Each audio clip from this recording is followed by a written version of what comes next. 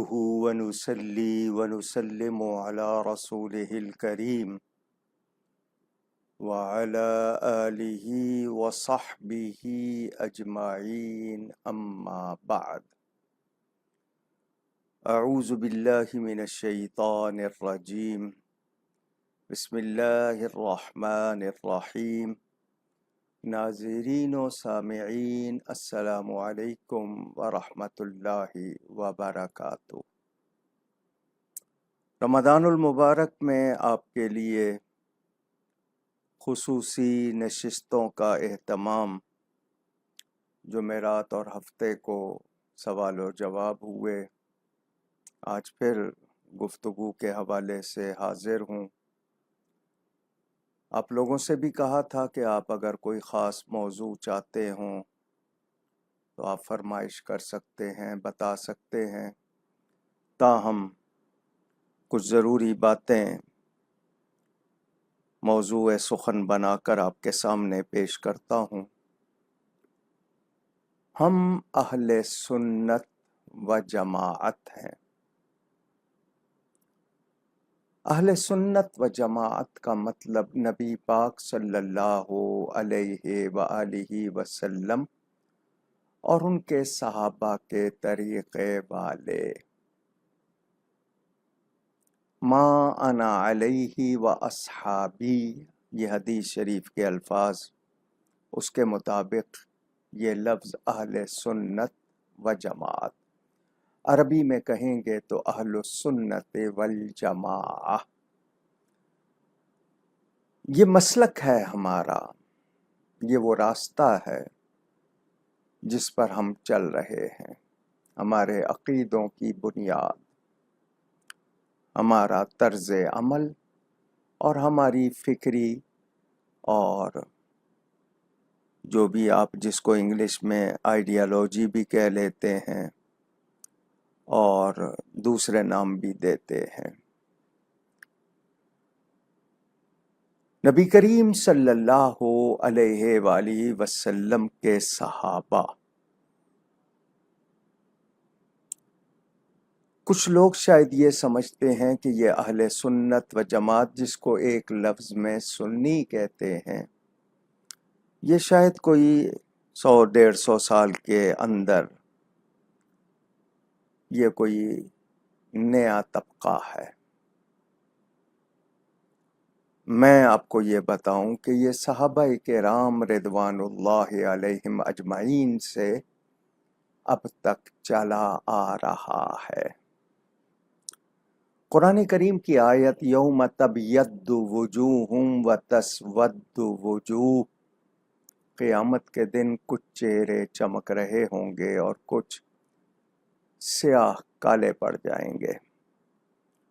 اس کے تحت تفاسیر اٹھا کے دیکھ لیں، سب نے یہی لکھا ہے جن کے چہرے چمک رہے ہوں گے وہ اہل سنت ہوں گے۔ یہ 150 سال کی تفسیریں نہیں ہیں، یہ شروع سے چلا آ رہا ہے۔ فضائل درود شریف کتاب کا نام ہے، لکھنے والے تبلیغی جماعت کے جو بڑے تھے انہوں نے یہ حدیث نقل کی ہے۔ القول البدیع امام سخاوی کی کتاب ہے، چونکہ یہ فضائل درود شریف زیادہ تر اسی کتاب القول البدیع سے تیار کی گئی ہے۔ اس میں یہ روایت موجود فخر کونین حضرت سیدنا امام حسین سلام اللہ علیہ اور رضی اللہ تعالی عنہ، نواسہ رسول، قرۃ العین اہل سنت کی آنکھوں کی ٹھنڈک، ان کے فرزند علی بن حسین، ان کو امام زین العابدین کہتے ہیں، عبادت کرنے والوں کی زینت، ان کا ایک لقب السجاد بھی ہے، بہت زیادہ سجدہ کرنے والے۔ ان کے بارے میں کہا گیا کہ یہ روزانہ 1000 نفل ادا کرتے تھے، فرائض، واجبات، سنت مؤکدہ کے علاوہ۔ بہت زیادہ عبادت گزار زین العابدین، ان کی روایت موجود ہے اس کتاب میں کہ نبی پاک صلی اللہ علیہ وآلہ وسلم پر کثرت کا مطلب بہت زیادہ درود و سلام بھیجنا نشانی ہے اہل سنت ہونے کی، سنی ہونے کی۔ یہ اہل سنت کا لفظ اس میں بھی موجود ہے۔ اب امام زین العابدین کا زمانہ دیکھ لیجئے، یعنی 1300 سال سے زیادہ کا عرصہ، تو صحابہ کرام سے یہ لقب چلا آ رہا ہے جس کو اہل سنت و جماعت کہتے ہیں۔ یہ کوئی 14ویں، 13ویں، 12ویں، 11ویں صدی کی پیداوار نہیں ہے۔ ہمارے شریعت کے 4 مذاہب ہیں، حنفی، شافعی، مالکی، حنبلی۔ یہ چاروں بھی سنی ہیں، اہل سنت ہیں۔ فقہ جعفریہ والے اپنے آپ کو الگ کرتے ہیں، جبکہ امام جعفر صادق یا ائمہ اہل بیت بھی اہل سنت ہیں، نبی پاک صلی اللہ علیہ وسلم کی اولاد ہیں، نبی پاک کے طریقے والے ہیں۔ اور صحابہ و اہل بیت میں تو بہت پیار تھا، بہت خاص تعلق تھا، وہ ان کے عقیدے جداگانہ نہیں تھے، وہی تھے۔ اہل سنت و جماعت نے ہر دور میں دین کی خدمت کی ہے، صحیح عقیدوں کی ترجمانی کی ہے۔ جتنے مجدد ہوئے، مجدد ریوائیور کو کہتے ہیں، جنہوں نے دین کو تازہ کیا، اس میں اگر کوئی ملاوٹ ہو رہی تھی تو دودھ کا دودھ، پانی کا پانی کیا، اس ملاوٹوں کو الگ کیا۔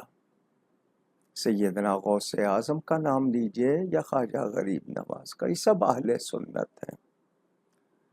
انہوں نے تجدید و احیاء دین کا فریضہ انجام دیا، دین کو زندہ کرنے کا اور دین کو تازہ کرنے کا، ملاوٹوں کو دور کرنے کا۔ رسم و رواج کے حوالے سے بہت سے لوگوں نے ہر دور میں کچھ باتیں اپنائیں، اور کچھ لوگوں نے علاقائی طور پر، خاندانی طور پر کچھ رسم و رواج اپنائے، مگر ہمارا اصول یہ ہے کہ ہم شریعت و سنت کی میزان پر ان کو پرکھتے ہیں، تولتے ہیں۔ ہمارا لقب ہی اہل سنت ہے، ہم بدعتی نہیں ہیں، ہم اہل سنت ہیں، ہم اہل بدعت نہیں ہیں۔ بدعت کے حوالے سے آپ کو کئی مرتبہ بتا چکا کہ وہ نیا کام جو دین میں جس کی اصل نہ ہو، دین میں جس کی اصل نہ ہو، وہ نیا کام، نئی بات، اس کو بدعت کہتے ہیں۔ اور اگر دین میں اس کی اصل موجود ہے کسی طرح بھی، تو اس کام کو بدعت نہیں کہیں گے۔ پھر بدعت کی لوگوں نے قسمیں کر لیں، اچھی بدعت اور بری بدعت، بدعت حسنہ اور بدعت سیئہ۔ مگر آج کل بہت سے لوگ جائز کاموں کو مستحب کے معنی پسندیدہ، اس کی ضد مکروہ ہے، ناپسندیدہ، تو مستحب کاموں کو بھی کچھ لوگوں نے ناجائز کہنا شروع کر دیا۔ خاص طور پر شادی بیاہ کے موقع پر، میت ہو جائے کسی، اس وقت بہت سے لوگ نہ جانتے ہوئے باتیں کرنے لگ جاتے ہیں، مفتی بن جاتے ہیں۔ فتویٰ کا مطلب شریعت کی رائے، شریعت کا اس بارے میں کیا حکم، شریعت و سنت کیا کہتی ہے، اس کو فتویٰ کہتے ہیں۔ یہ قرآن و سنت کے مطابق ہوتا ہے، فقہ جس کو کہتے ہیں، دین کی سمجھ، اس میں ہمارے معاملات ہوتے ہیں سارے، تو قرآن و سنت کی روشنی میں بیان کیے جاتے ہیں۔ مثلاً کچھ لوگوں نے یہ کہا کہ جی میت ہو جائے بیوی کی تو شوہر اپنی بیوی کے جنازے کو کاندھا نہیں دے سکتا، یہ کچھ لوگ کہنے لگ جاتے ہیں۔ وہ جتنے باقی کاندھا دے رہے ہیں وہ کون ہیں؟ ان کو اجازت ہے اور شوہر کو اجازت نہیں، یہ کیسی بات ہے؟ کس نے بنا لی؟ کیا اس کی بنیاد ہے؟ حکم صرف اتنا ہے کہ بیوی کی وفات کے بعد شوہر بیوی کے برہنہ بدن کو، ننگے جسم کو ہاتھ نہ لگائے، صرف اتنا حکم۔ آپ نے کہہ دیا کاندھا بھی نہیں دے سکتا۔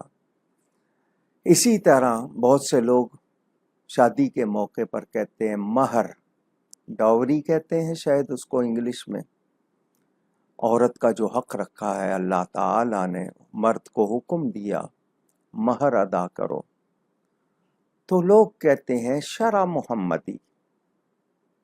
یہ اکثر لفظ چونکہ ہم نکاح پڑھاتے ہیں تو ہمیں پیش آتا ہے، شرع محمدی۔ میں ان سے پوچھوں کہ آپ ایک ہفتے سے گھر میں چراغاں کیے ہوئے تھے، لائٹننگ کی ہوئی تھی، آپ نے مہندی کے نام پر بھی پروگرام کیا، آپ نے ماہیوں کے نام پر بھی پروگرام کیا، اوپٹن کے نام پر پروگرام کیا، ڈھولکی کے نام پہ پروگرام کیا، ڈانڈیا کے نام پہ پروگرام کیا، اب کچھ عرصے سے قوالی نائٹ کی جانے لگی ہے۔ شرع محمدی کے حوالے سے ذرا ان باتوں کا جواب دیجئے کہ یہ شرع محمدی کے مطابق ہے کیا؟ پھر آپ کا بہت زیادہ پیسہ خرچ کرنا، دکھاوا کرنا، کتنی آپ کی رسمیں ہیں جس میں خلط ملط کا مطلب لڑکے لڑکیاں مکس ہو جاتے ہیں، ہنسی مذاق بھی ہوتا ہے ان میں، بعض مرتبہ وہ شدید ہو جاتا ہے، لڑائی تک ہو جاتی ہے، کوئی غصے میں آ جاتا ہے، مار پیٹ تک نوبت پہنچ جاتی ہے۔ اس وقت شرع محمدی آپ کو کیوں یاد نہیں آتی؟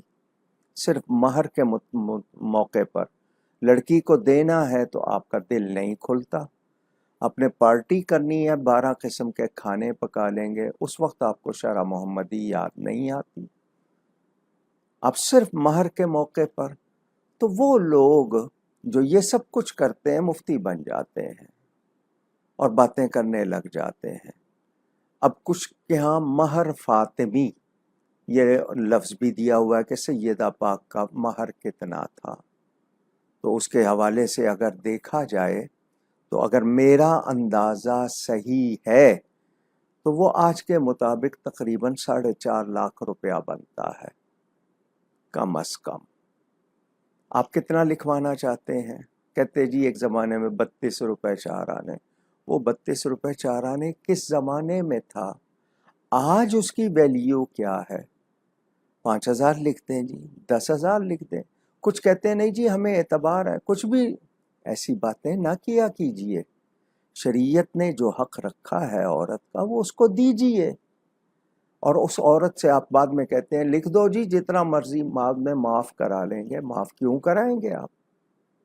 جب آپ نے لکھوایا ہے تو دینے کی نیت سے لکھوائیں، اور کم سے کم جو بتایا گیا ہے وہ 3.25 تولے چاندی کم سے کم، لیکن یہ بھی اس وقت، اب کم از کم 4 مہینے 10 دن خدا نخواستہ کچھ ہو جاتا ہے، عورت کو عدت گزارنی ہے 130 دن کی، اتنا خرچہ تو ہو کہ اس کو کسی سے مانگنا نہ پڑے۔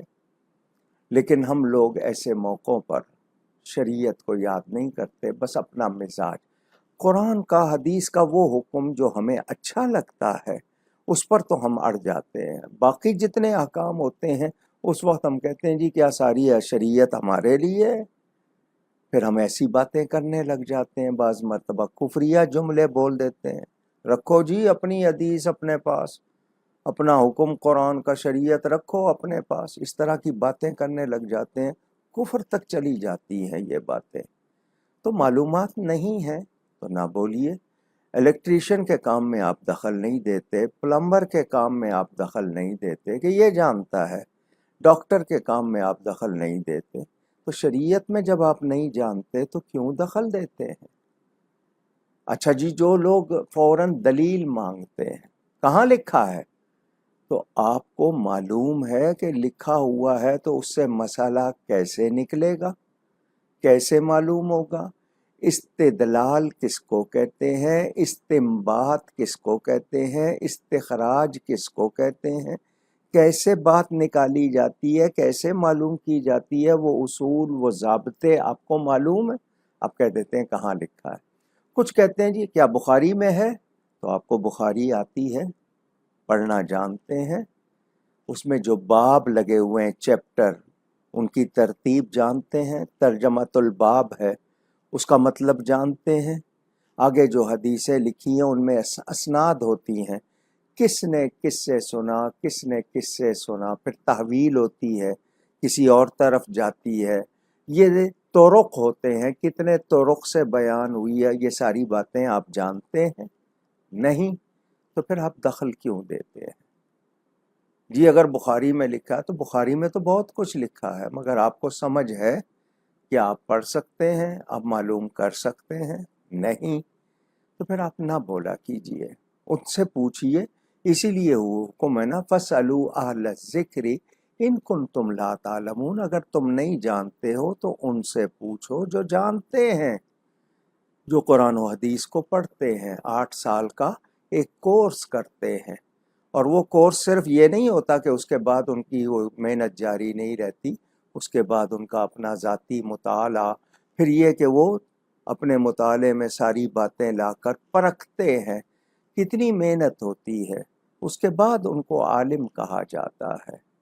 ان سے پوچھنا چاہیے جو جانتے ہیں، اور سب کی ایک فیلڈ نہیں ہے، کچھ لوگ پڑھانے میں ماہر ہیں تو بولنے میں نہیں، جو بولنے میں ہیں وہ پڑھانے میں نہیں، اسی طرح کچھ فتویٰ لکھنے میں ماہر ہیں، کچھ کسی اور فیلڈ میں ماہر ہیں، تو یہ تخصص ہوتا ہے، اسپیشلائزیشن جس کو آپ کہتے ہیں، جس طرح آپ کے ہاں طب میں ہوتا ہے نا ENT، کہ یہ آنکھ کا، کان کا، ناک کا ڈاکٹر ہے، یہ اس کا اسپیشلسٹ ہے، یہ برین کا ہے، یہ لیور کا ہے، آپ کے ہاں بھی یہ مختلف شعبے ہیں۔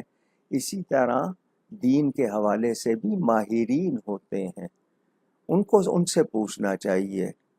اور آپ کا وہ کہاوت ہے نا، جس کا کام اسی کو ساجے، دوجا کرے تو ٹھینگا باجے، یہ آپ کے ہاں کہاوت ہے کہ جس کا کام اسی کو ساجے، تو آپ اس معاملے میں، دین کے معاملے میں ادھر توجہ نہیں دیتے، بلکہ وہاں پر سارے کے سارے خود ہی یہ سمجھتے ہیں کہ نہیں، بس جتنا مجھے معلوم ہے بس وہی ہے، اس کے علاوہ کوئی اگر کچھ کہہ رہا ہے تو نہ سننا چاہتے ہیں نہ سمجھنا چاہتے ہیں۔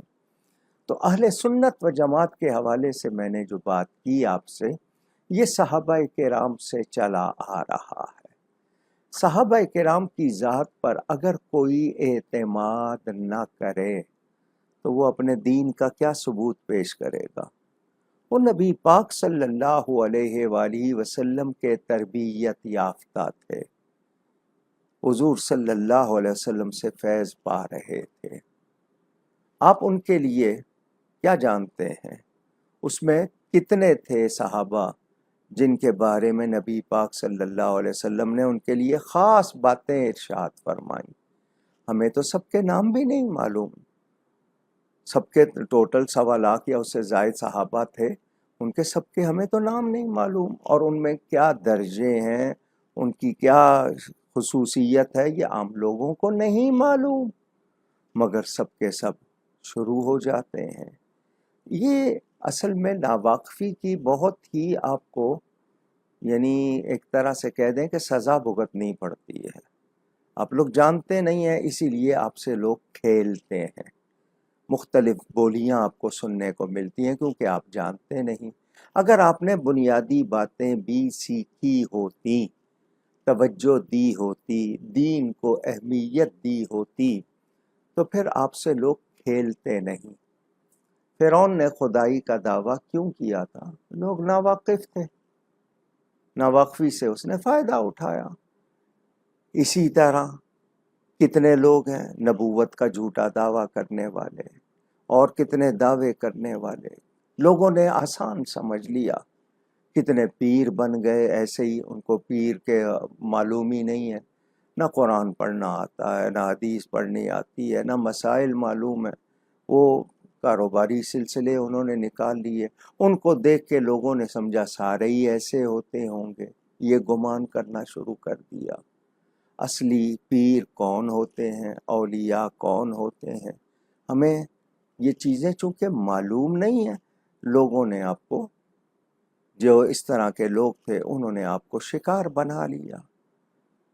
اب یہ انٹرنیٹ آ گیا ہے، لوگوں کے پاس کتابیں پڑھنے کا ٹائم نہیں، مدرسے میں جا کے سیکھنے کا ٹائم نہیں۔ آپ اپنی مسجد کے امام صاحب کو نہیں کہتے کہ روزانہ ہمیں 15 منٹ عقیدوں کے بارے میں معلومات فراہم کریں، آپ ٹائم نہیں دیتے، وہ بھی دلچسپی نہیں لیتے۔ ان کو بھی مسائل، معاشی مسائل، وہ کہیں ٹیوشن پڑھانے لگ جاتے ہیں کچھ، کیونکہ ان کی بھی ضروریات ہیں، آپ ان کی ضروریات کا خیال تو نہیں رکھتے۔ کتنے لوگ ہوں گے جو ماہانہ کسی مسجد کے امام یا مؤذن کی کوئی خدمت ازالہ کرنے کی کوشش نہیں کرتے کہ ہمیں جو معلومات چاہیے وہ سیکھیں۔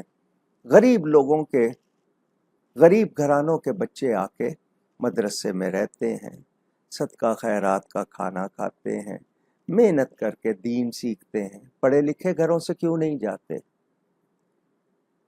کیا وجہ ہے؟ اگر آپ یہ سمجھتے ہیں کہ عالم بننا کوئی ہلکی بات ہے تو آپ کی سوچ پر افسوس ہوگا۔ دین کی حفاظت کیسے ہوگی؟ بھئی جس طرح آپ کو فوج کی ضرورت ہے کہ آپ کی جغرافیائی سرحدوں کی حفاظت ہو، اسی طرح آپ کو علماء کی ضرورت ہے تاکہ دین پر کوئی حملہ کرے تو کوئی جواب دینے والے ہوں۔ آپ عالم بنائیں گے نہیں، آپ جاننے کی کوشش ہی نہیں کریں گے تو پھر نتیجہ کیا نکلے گا؟ تو جو بنے ہیں ان کو آپ اپنے معاملے میں وہ اہمیت نہیں دیتے۔ عالم کی شان تو بہت بلند ہے، مگر آپ ان سے کیسا سلوک کرتے ہیں؟ میں سچے علماء کی بات کر رہا ہوں، علماء حق کی بات کر رہا ہوں۔ ہر دور میں انہوں نے کلمہ حق کہا ہے، کتنی تکلیفیں اٹھائی ہیں، تاریخ پڑھیے علماء کے ساتھ کس کس دور میں کیا کیا سلوک ہوتا رہا ہے۔ میں علماء کی کیا بات کروں، صحابہ کے ساتھ کیا سلوک ہوا، اہل بیت کے ساتھ کیا سلوک ہوا۔ اہل بیت کے 12 امام مشہور ہیں، 12ویں حضرت امام مہدی پیدا ہوں گے، 11 آ چکے۔ ان 11 کے 11 اماموں کے ساتھ امت نے کیا سلوک کیا؟ نبی پاک صلی اللہ علیہ وسلم کی اولاد، جبکہ حضور صلی اللہ علیہ وسلم نے بار بار تاکید فرمائی، اذکرکم اللہ فی اہل بیتی، میرے اہل بیت کے بارے میں تمہیں اللہ کی یاد دلاتا ہوں، اللہ سے ڈرنا، ان سے اچھا سلوک کرنا۔ مگر ان 11 اماموں میں سے اکثر کو قتل کیا گیا، اکثر کو لٹکایا گیا، زہر دیا گیا، انہیں قید رکھا گیا۔ اولاد رسول کو اسی امت نے، یہ سلوک کافروں نے نہیں کیا ان کے ساتھ، مسلمان کہلانے والوں نے کیا۔ تاریخ ہے، حقائق ہیں، ریالٹیز ہے، ہمیں جاننا چاہیے ان لوگوں نے دین کی خاطر کتنی قربانیاں دی ہیں، کیا کیا خدمات انجام دی ہیں۔ ان لوگوں کی برکت سے ہمیں کیا کچھ ملا، ہم نے ان کے ساتھ کیا سلوک کیا۔ صحابہ کرام نے کتنی تکلیفیں اٹھائیں، دین کی حفاظت کے لیے انہوں نے کیا کچھ کیا، اللہ کی راہ میں جہاد کیا، فاقے کیے، تنگ دستی اور مصیبتوں کا سامنا کیا۔ ہم ان کا احسان ماننے کی بجائے آج ان پر بحث کرتے ہیں۔ ہم اپنے آپ کو سمجھتے ہیں کہ نہیں، ہم کوئی اگر فیصلہ نہیں کریں گے، ہم جج نہیں بنیں گے تو بات نہیں ہوگی۔ آپ کو کس نے اختیار دیا ہے؟ نبی پاک کے صحابہ، میں کہتا ہوں ساری دلیلیں ایک طرف رکھ دیں، ساری دلیلیں صحابہ کے بارے میں ایک طرف رکھ دیں، اللہ کا ایک فرمان، رضی اللہ عنہم ورضوا عنہ، بات ختم۔ اللہ فرماتا ہے میں ان سے راضی، وہ مجھ سے راضی۔ کیا رہ جاتا ہے پیچھے؟ مگر ہم بحث کر رہے ہیں، کبھی کسی کے حوالے سے، کبھی کسی کے حوالے سے۔ اپنے پتہ نہیں ہے، بنیادی معلومات نہیں ہیں، چلے ہیں ان کے جج بننے، جبکہ حکم ہے کہ میرے صحابہ کے آپس کے معاملات میں گفتگو نہ کرو، دخل نہ دو، تمہیں نہیں پتہ، کچھ نہ کچھ کہہ بیٹھیں گے، کسی کی بے ادبی ہو جائے گی، گستاخی ہو جائے گی، اپنے ایمان کا مسئلہ بن جائے گا۔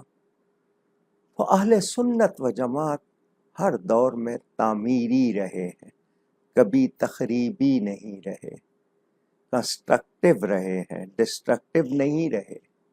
ان کی کوشش کیا تھی؟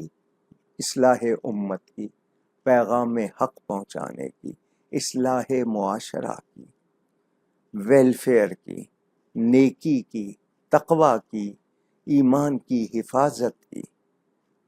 اسی حوالے سے ہم تک دین صحیح طرح پہنچا۔ الصحابۃ کلہم عدول، حضور صلی اللہ علیہ وسلم کے تمام صحابہ عادل ہیں، متقی ہیں، سچے ہیں، پیارے ہیں۔ تو اہل سنت و جماعت ان سے سیکھنے، اس کے بعد دیکھیں نا، قرون ثلاثہ، 3 صدیاں کہتے ہیں، 10 سال سے لے کر 100 سال تک ایک قرن کو کہتے ہیں، قرون جمع ہو گئی۔ نبی پاک صلی اللہ علیہ وسلم کے بعد صحابہ، آخری صحابی تک، پھر آخری تابعی تک، پھر اس کے بعد کا دور، اس طرح شمار کیا جاتا ہے۔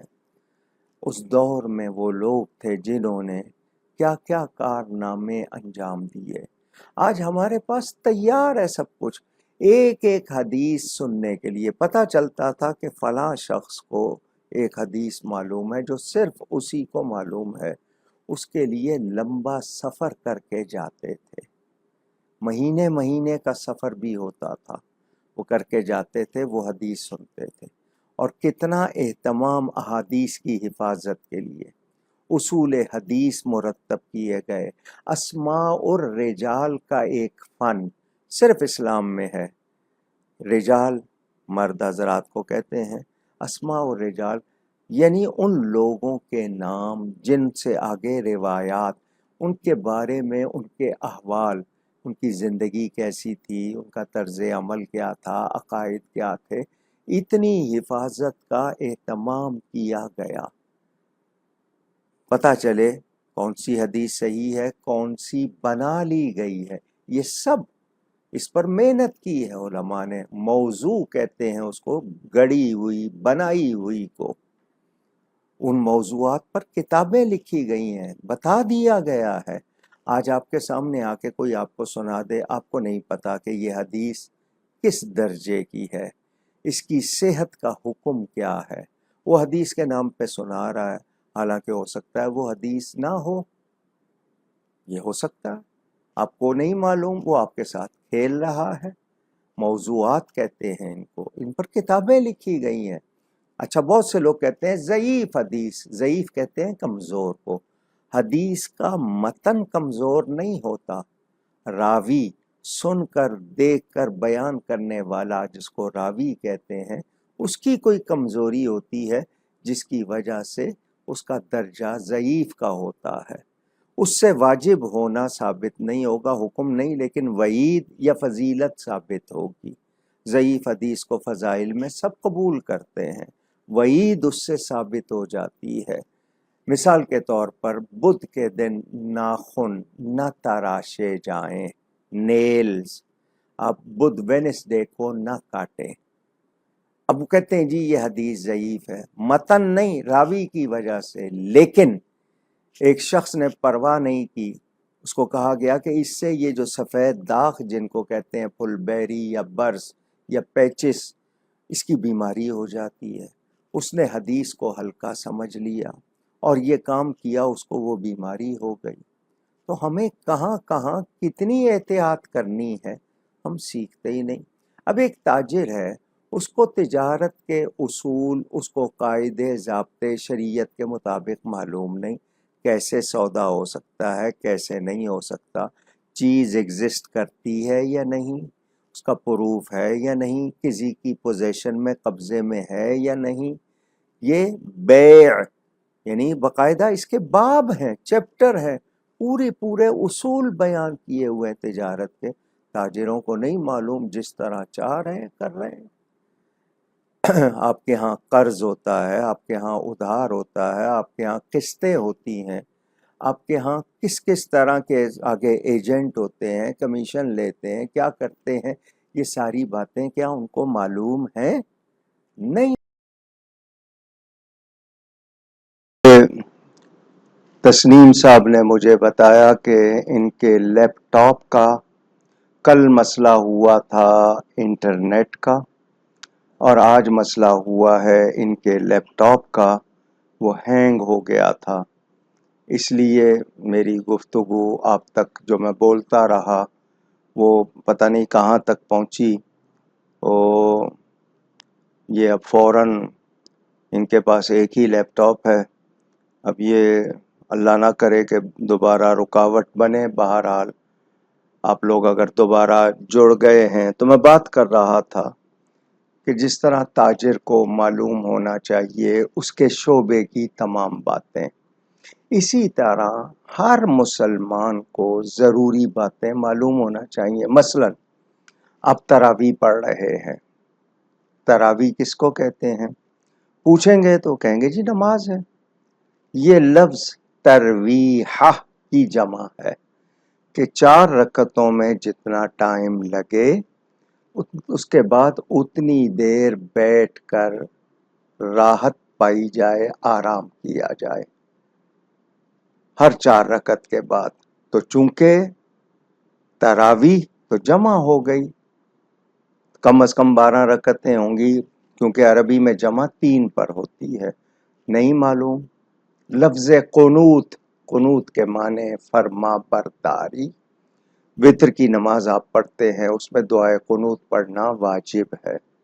فرما برداری کا اعلان کر کے، یہ رات کی آخری نماز ہے، آپ سوئیں تاکہ اگر آپ کی جان نکلے تو فرما برداری کا اعلان کر کے آپ سوئے ہیں، آپ کے لیے معلوم ہو آپ کو، مگر ہم سیکھتے نہیں ہیں، ہمارے ہاں کمزوری۔ تو یہ علماء اہل سنت مسلسل صدیوں تک تعمیری کام کرتے رہے، صحیح عقیدے سکھاتے رہے۔ میں نے یہ بات کیوں کی ہے کہ اب ٹیکنالوجی کے آنے کے بعد، انٹرنیٹ کے آنے کے بعد، سوشل میڈیا کے آنے کے بعد اب لوگوں کے عقیدے بگاڑے جا رہے ہیں۔ اہل سنت کو متنازع، کنٹروورشل اور ڈسپیوٹڈ بتایا جا رہا ہے۔ فلانی چیز، کیا 1400 سال میں کسی کو دین سمجھ نہیں آیا؟ یہ آج انٹرنیٹ کو ہی زیادہ سمجھ آ گیا۔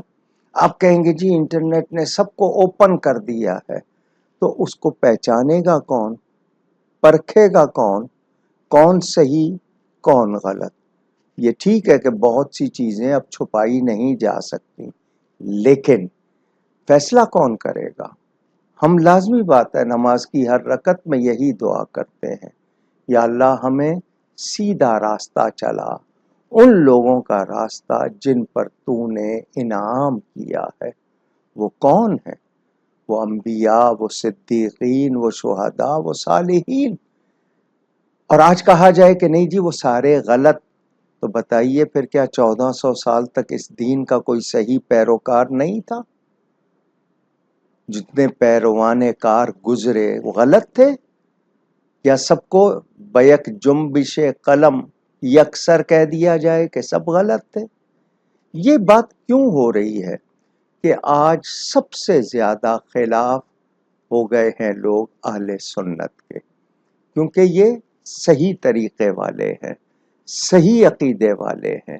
ان کے عقیدے بگاڑو، ان کو شک میں ڈالو، ان کو کنفیوز کرو، تاکہ ان کے اندر قوت عمل ختم ہو جائے یا کم ہو جائے۔ یہ سازش ہے۔ تو اہل سنت و جماعت نے ہر دور میں تعمیری کام کیے ہیں، اب پھر ہمیں محنت کرنی ہے۔ اہل سنت کو چاہیے کہ وہ باخبر طبقہ بنے، اپنے علماء کو مضبوط کریں، ان کو لڑوائیں نہیں۔ ہاں عقیدے کی کوئی ایسی بات ہے جو قابل گرفت ہے تو علماء گرفت کریں، علماء رہنمائی کریں، مگر بہت سے علماء کسی دباؤ میں، کسی مفاد میں، کسی اور وجہ سے بولتے نہیں ہیں۔ ان کا خاموش رہنا لوگوں کے لیے مسئلہ بن رہا ہے۔ ذمہ دار کون ہوں گے؟ یہی لوگ ہوں گے۔ انہوں نے ہی بچانا سنبھالنا تھا، یہ خود نہیں سنبھل رہے، حق بیان کرنے سے یہ ڈر رہے ہیں، یا حق بیان کرنے میں ان کو کچھ اور ان کے مفادات آڑے آ رہے ہیں۔ ایسا تو نہیں ہونا چاہیے۔ اہل سنت کا تو شعار ہی حق گوئی و بے باکی ہوتا ہے کہ وہ بغیر بلا خوف لومۃ لائم وہ صحیح بات کرتے ہیں، کسی ملامت کرنے والے کی ملامت کی پرواہ نہیں کرتے، حق بات کرتے ہیں، جو بات حق ہو میں اس کے بارے میں کہہ رہا ہوں۔ تو اب ہم سب کو دیکھنا چاہیے آج ہمارے ساتھ کیا ہو رہا ہے، ہم کیا کر رہے ہیں، اس بارے میں مجھے بھی اور آپ کو بھی ذمہ دار بننا ہے۔ ہم یہ نہیں جی وہ لوگوں کا کام ہے جی وہ جانے، ہم ہمارے اپنے کاموں سے فرصت نہیں، یہ آپ کی ذمہ داری ہے۔ آپ سے اس کے بارے میں سوال ہوگا، آپ کو جواب دینا ہوگا۔ آپ اپنی تمام دنیا کی چیزوں کے لیے باخبر رہتے ہیں تو دین کو اہمیت کیوں نہیں دیتے؟ مجھے اس کے بارے میں جاننا ہوگا، آپ کو کہنا ہوگا، بتانا ہے میرا کام، مجھے بھی عمل کرنا ہے، آپ کو بھی کرنا ہے۔ میں اپنی ذمہ داری پہچانوں، آپ اپنی ذمہ داری۔ یہ احساس ذمہ داری جو ہے نا، سینس آف یعنی ریسپانسبلٹی، اگر یہ سینس آپ کے اندر سے نکل گیا تو پھر آپ میں اور پھر ایک عام شخص میں فرق کیا رہ جائے گا؟ پھر حیوانی زندگی ہو جائے گی، پھر ہم کریں گے کیا؟ تو اہل سنت و جماعت کو صحابہ کرام اہل بیت کے طریقے پر پکا رہنا ہوگا۔ ہم نے ان دونوں کا دامن چھوڑنا نہیں ہے، نہ صحابہ کرام کا نہ اہل بیت اطہار کا۔ صحابی تو اس وقت تک تھے نا جب رسول اللہ صلی اللہ علیہ وسلم، لیکن اہل بیت تو قیامت تک رہیں گے، اور صحابہ کی پیروی کرنے والے بھی قیامت تک رہیں گے۔ اور اللہ نے فرما دیا والذین اتبعوہم بإحسان، جو بھلائی کے ساتھ ان کی پیروی کریں گے، ان کو فالو کریں گے، ان کے نقش قدم پر چلیں گے، اللہ ان سے بھی راضی، وہ بھی اللہ سے راضی۔ تو ہمیں رائٹ پاتھ، جو صحیح رستہ ہے، اس پر رہنا ہے۔ اور میں آپ کو سچ بتاؤں، اگر آپ کسی عالم حق، کسی سچے ولی سے وابستہ نہیں ہے تو پھر آپ کو اپنی عقیدوں کی حفاظت مشکل ہو جائے گی۔ کسی اللہ والے کا دامن تھامنا پڑے گا، اور قال سے حال میں آنا پڑے گا۔ قال کا مطلب باتیں کرنا، حال کا مطلب عملی پیکر بننا۔ اور یہ کب ہوتا ہے؟ جب کسی سچے سے ہم وابستہ ہو جائے، ہمارا تعلق ہو جائے، پھر ہم یہ کر سکتے ہیں۔ تو میں نے بنیادی طور پر آج کی نشست میں آپ کو یہ بتانے کی کوشش کی ہے کہ اہل سنت و جماعت ہی کا راستہ سچا ہے، اور اہل سنت و جماعت ہی سچے ہیں۔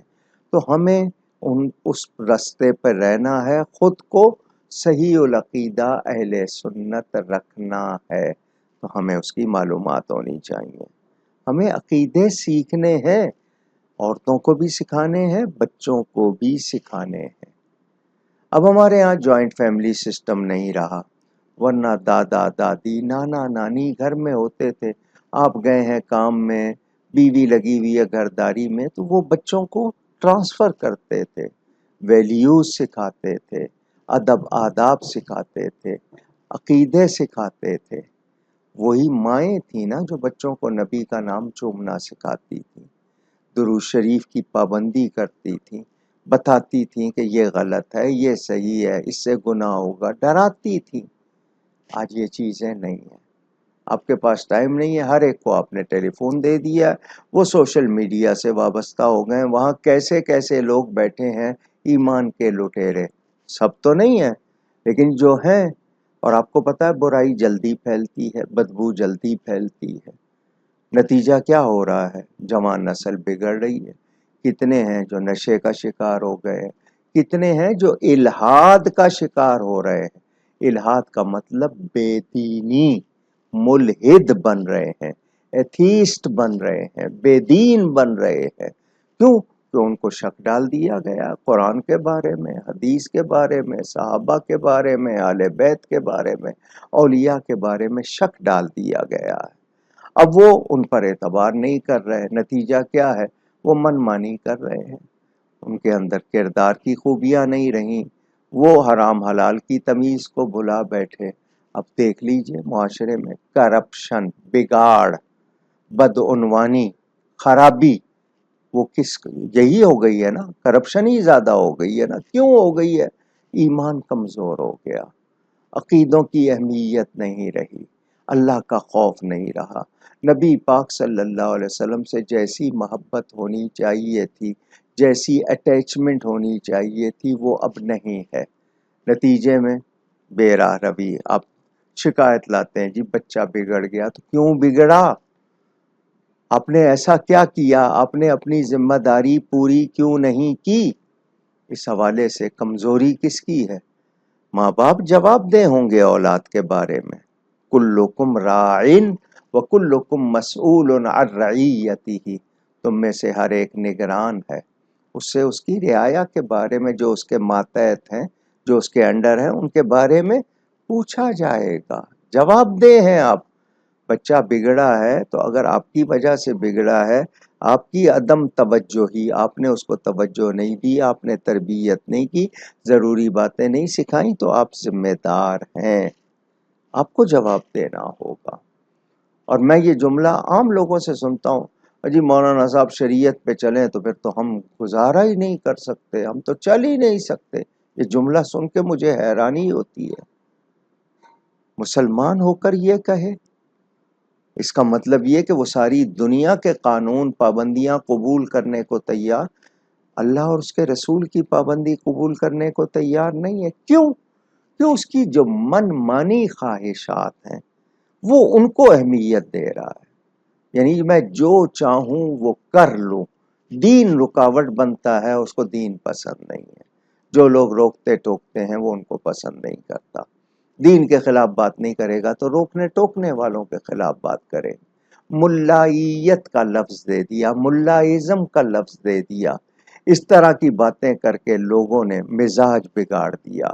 اس کا نتیجہ یہ ہوا کہ آج ہماری نسل بگڑ رہی ہے اور ہم لوگ بے پرواہ ہو رہے ہیں۔ کل اس کا رزلٹ کیا ہوگا یہ مجھے اور آپ کو سوچنا ہوگا۔ میرے لیے سب سے اہم بات یہ ہے کہ میرا رب مجھ سے راضی ہو، میرے نبی پاک صلی اللہ علیہ وآلہ وسلم مجھ سے راضی ہو۔ اور قرآن نے یہی کہا، واللہ ورسولہ احق ان یرضوہ ان کانوا مؤمنین، اگر تم ایمان والے ہو، مومن ہو، تو اللہ اور اس کا رسول زیادہ حق رکھتے ہیں کہ ان کو راضی رکھا جائے۔ لیکن ہم غیروں کو راضی کرنا چاہتے ہیں۔ کیوں؟ ان سے ہمیں دنیاوی فائدے ہیں، ہم اپنے دین کو قربان کر دیتے ہیں اپنے دنیاوی مفادات کے لیے، اور پھر ذلت کا شکار ہوتے ہیں۔ جن سے ہم کچھ مدد لیتے ہیں وہ ہمیں کس کس طرح ذلیل کرتے ہیں، ہمیں کس کس طرح لوٹتے اور بگاڑتے ہیں، ہم اس کی پرواہ نہیں کرتے، کیونکہ ہم سائن کر دیتے ہیں ایم او یوز پر، میمورینڈم آف انڈرسٹینڈنگ پر ہم سائن کر دیتے ہیں۔ آپ اپنے ہاتھ تو خود کاٹ لیتے ہیں، آپ کو اس وقت خدا خوفی کا کوئی خیال نہیں ہوتا۔ پالیسیاں بناتے وقت آپ دین کو اہمیت نہیں دیتے، جبکہ پاکستان کا مطلب کیا تھا؟ کلمہ طیبہ پڑھا جاتا تھا۔ ہم اس کو اسلامی جمہوریہ پاکستان کہتے ہیں، مگر ہمارے پاس نظام کس کا ہے؟ ہم نے ابلیسی نظام کو قبول کیا ہوا ہے، ہم ابلیسی مشوروں پہ چل رہے ہیں۔ ہم دعویٰ کرتے ہیں امام حسین سے محبت کا، کام ہم یزید والے کر رہے ہیں۔ رزلٹ کیا ہوگا یہ مجھے اور آپ کو سوچنا ہوگا۔ تو خلاصہ گفتگو یہ کہ اہل سنت و جماعت کی پہچان کیا رہی ہے؟ حق گوئی، حق پر ثابت قدمی، اور تعمیری کام، اصلاح معاشرہ، صحیح عقائد پر ثابت قدمی، یہ اہل سنت کا شعار تھا۔ وہ آپس میں ایک دوسرے سے نہیں الجھتے تھے، اب اہل سنت کو آپس میں الجھا دیا گیا، لڑوا دیا گیا۔ کیوں؟ لوگوں نے دیکھا کہ یہ قوم، یہ اہل سنت، نبی کے نام کے دیوانے، صحابہ و اہل بیت کی کوئی بات آ جائے یہ ان کے خلاف کوئی لفظ نہ سننا چاہتے ہیں، نہ کوئی بات برداشت کرتے ہیں۔ پھر پاکستان میں جس طرح کے مناظر پچھلے دور میں پیش آئے، انہوں نے، دنیا والوں نے دیکھا کہ جی ان کو توڑو، ان کو لڑواؤ، ان کی قوت کو منتشر کرو، یعنی بکھیر دو۔ اگر یہ متحد رہے تو پھر ان پر کوئی غلبہ نہیں پا سکتا۔ اب یہ سازش ہو رہی ہے اور اہل سنت اس سازش کو نہیں سمجھ رہے، بلکہ گروہ در گروہ بٹتے جا رہے ہیں۔ علماء کے طبقے، ایک عالم کا ماننے والا دوسرے عالم، وہ بھی سنی ہے مگر اس کے ساتھ ملنے کو تیار نہیں ہے، اس کے ساتھ بیٹھنے کو تیار نہیں ہے۔ ایک پیر صاحب جو ہیں وہ دوسرے پیر صاحب کے لیے وہ صحیح باتیں نہیں کر رہے۔ کیا اس طرح ہم اللہ اور اس کے رسول کو راضی کر سکیں گے؟ ہرگز نہیں۔ تو ہم نے صحابہ و اہل بیت کے طریقے پر اسی طرح رہنا ہے جیسے رہنے کا حق ہے۔ اپنے آپ کو پہچانیے، اپنے عقیدے سیکھیے اور سیکھنے کے بعد ان پر عمل کیجیے، انہیں یاد رکھیے، سازشوں کے سامنے دیوار بنیے۔ آپ سب کی ذمہ داری ہے۔ اگر آپ سوشل میڈیا کو استعمال کر رہے ہیں تو آپ حق بات کو پھیلائیے، آپ غلط پروپیگنڈے کا شکار نہ ہوں بلکہ اس کو بے نقاب کریں اور بتایا جائے کہ کون ہے جو غلط بات کر رہا ہے اور کیوں کر رہا ہے۔ یہ چند لوگوں کا کام نہیں ہے، ہر مسلمان کی ذمہ داری ہے، اپنے ایمان کی حفاظت بھی اور صحیح بات پہنچانے کی بھی۔ اللہ تعالی ہمیں توفیق عطا فرمائے۔ ایک اعلان ہوا ہے 15 مارچ کو ناموس رسالت کے تحفظ کے حوالے سے۔ یہ حکومت پاکستان کا وہ اعلان ہے جو پسندیدہ ہے، یعنی ہم اس کی تائید بھی کریں گے اور اس کی تحسین بھی کریں گے، لیکن اس کے لیے ہم اہل سنت کو کیا کرنا ہے؟ اس کے لیے ہم سب علماء کو، مشائخ کو، لوگوں کو گائیڈ کرنا ہوگا، بتانا ہوگا کہ اس کے لیے ہم سب کو کیا کرنا ہے۔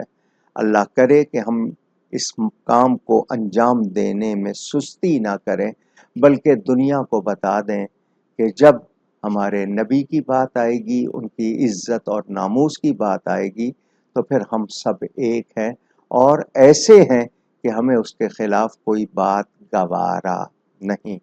گفتگو میں مجھ سے کوئی غلطی ہوئی ہو، اللہ تعالی اس کے رسول صلی اللہ علیہ وآلہ وسلم کی بارگاہ میں توبہ کرتا ہوں۔